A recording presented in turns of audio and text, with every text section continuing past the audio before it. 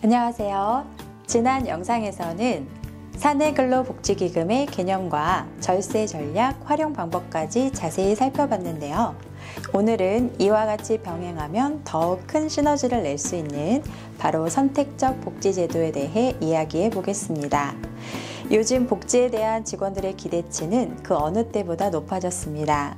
단순히 급여를 더 주는 것이 아니라 내 삶에 실질적으로 도움이 되는 복지, 그리고 개인의 라이프 스타일에 맞는 복지를 원하고 있죠. 그런데 기존의 복지제도는 어땠을까요? 많은 기업들이 전통적인 방식으로 복지를 제공해 왔습니다. 예를 들어 모든 직원에게 동일하게 건강검진 기회를 주거나 사내식당을 운영하고 매달 일정 금액의 통신비를 지원하는 방식이었죠. 이런 복지는 관리하기에는 편했지만 직원마다 복지에 대한 니즈가 다르기 때문에 만족도는 떨어질 수밖에 없었습니다. 어떤 직원은 자기 개발에 관심이 많고 어떤 직원은 운동, 어떤 직원은 자녀 양육이 우선일 수 있죠. 이런 한계를 극복하기 위해 등장한 것이 바로 오늘의 주제 선택적 복지 제도입니다. 말 그대로 복지를 선택할 수 있게 해주는 제도입니다. 기업이 일정 금액을 포인트 형식으로 지급하면 직원은 그 포인트를 가지고 본인이 필요한 복지 항목을 직접 선택해서 사용할 수 있는 방식이죠. 예를 들어 볼까요? A 기업은 직원에게 연간 120만 원의 복지 포인트를 제공합니다. 한 직원은 그 포인트를 어학원 수강비와 도서 구입에 사용하고 다른 직원은 자녀 학자금과 헬스장 등록비에 사용하는 거죠. 심지어 영화 예매, 여행 상품권, 온라인 클래스 수강 등 요즘은 정말 다양한 항목이 포인트로 결제 가능한 구조로 운영되고 있습니다. 이렇게 직원의 자율성과 필요를 반영할 수 있기 때문에 복지제도에 대한 만족도는 물론 실제 체감 복지 수준이 훨씬 높아지게 됩니다. 그럼 기업 입장에서는 어떤 효과가 있을까요? 첫째, 예산 낭비를 줄일 수 있습니다. 일괄적으로 제공하던 복지 중에는 실제로 직원들이 원하지 않거나 활용도가 낮은 항목들이 많았습니다. 선택적 복지 제도를 도입하면 직원이 원하는 복지에만 예산이 사용되기 때문에 효율성이 극대화됩니다. 둘째, 복지에 대한 데이터가 쌓입니다. 직원들이 어떤 항목을 많이 선택하는지, 어떤 복지에 관심이 높은지를 실시간으로 확인할 수 있어 기업의 인사 전략이나 조직 문화 방향성 설정에도 큰 도움이 됩니다. 셋째, 복지 포인트 방식으로 회계 처리 및 예산 통제가 쉬워집니다. 특히 일정한 한도 내에서만 사용이 가능하다는 점에서 예산 초과나 무분별한 지출 우려도 줄어들죠. 그래서 여기서 많은 기업들이 도입하고 있는 방법이 바로 복지카드 시스템입니다.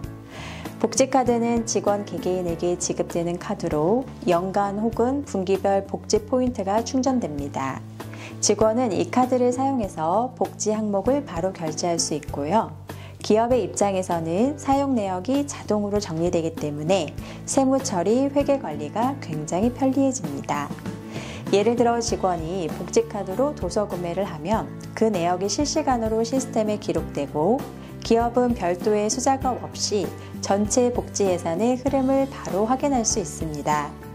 이러한 투명한 구조는 특히 세무 리스크 관리 측면에서도 큰 장점이 됩니다. 또 하나 중요한 포인트는 이 선택적 복지제도가 사내근로복지기금과도 훌륭하게 연계될 수 있다는 점입니다. 앞서 말씀드린 것처럼 기업은 사내근로복지기금에 자금을 출연하고 그 재원을 바탕으로 직원에게 복지 포인트를 제공할 수 있습니다. 즉, 기금에서 직접 현금이나 실물로 지급하는 방식이 아니라 포인트로 지급하고 직원이 자율적으로 사용하게 만드는 구조로 운영하면 복지기금의 투명성은 높이고 직원의 만족도는 극대화할 수 있습니다. 게다가 이런 구조를 통해 기업은 기금 출연 시 비용 처리, 절세 효과, 복지 포인트는 직원 선택, 만족도 향상, 회계 투명성 확보, 세무 리스크 최소화, 이렇게 세 가지 효과를 동시에 누릴 수 있게 됩니다. 자, 여기서 실제 사례 하나를 소개해 드릴게요. 경기도에 위치한 중견 제조업체 B사는 사내근로복지기금 5억 원을 조성하고 그 자금을 기반으로 전 직원에게 연간 150만 원 상당의 복지 포인트를 제공하고 있습니다. 처음에는 직원들이 포인트로 뭘 할 수 있어? 라는 반응을 보였지만 도서, 문화생활, 교육, 자녀 양육, 헬스장, 심지어 펫보험까지 복지 항목이 다양해지면서 지금은 만족도가 매우 높아졌고 인사평가에서도 복지제도 만족도가 상위권에 오르게 되었죠. 무엇보다 퇴사율이 눈에 띄게 줄어든 점이 대표님께서 가장 좋아하는 결과라고 합니다. 이처럼 선택적 복지제도는 단순한 제도를 넘어 인재 유지, 조직 문화 개선, 그리고 장기적인 경영 안정성 확보라는 측면에서도 아주 강력한 전략이 될 수 있습니다. 그럼 이 제도를 도입하려면 어떤 절차를 거쳐야 할까요? 먼저 사내복지 정책의 방향성을 정하는 것이 중요합니다.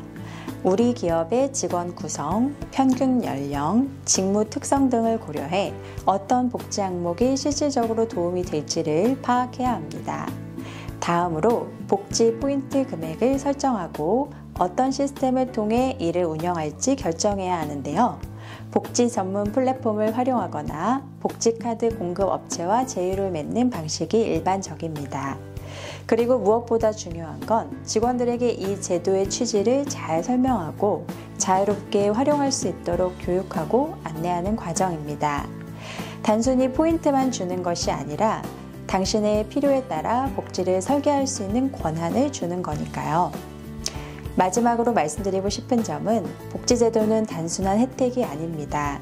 직원과 기업 사이의 신뢰를 쌓는 도구이고 장기적인 경영 안정성을 만드는 투자입니다. 선택적 복지제도는 사내근로복지기금과 함께 사용하면 단기 절세 효과는 물론 직원 만족도, 조직 충성도, 인재 유출 방지, 기업 이미지 상승까지 정말 다양한 가치를 창출할 수 있습니다. 지금까지 선택적 복지제도의 개념, 효과, 도입 방법까지 자세히 살펴보았는데요. 사내근로복지기금과 함께 운영한다면 복지의 효율성과 세무 전략을 동시에 잡을 수 있다는 점 꼭 기억해 두세요. 오늘 영상이 도움이 되셨다면 좋아요와 구독, 알림 설정까지 부탁드리고요. 복지제도 도입과 절세 전략에 대해 궁금하신 점은 언제든 댓글로 남겨주세요. 감사합니다.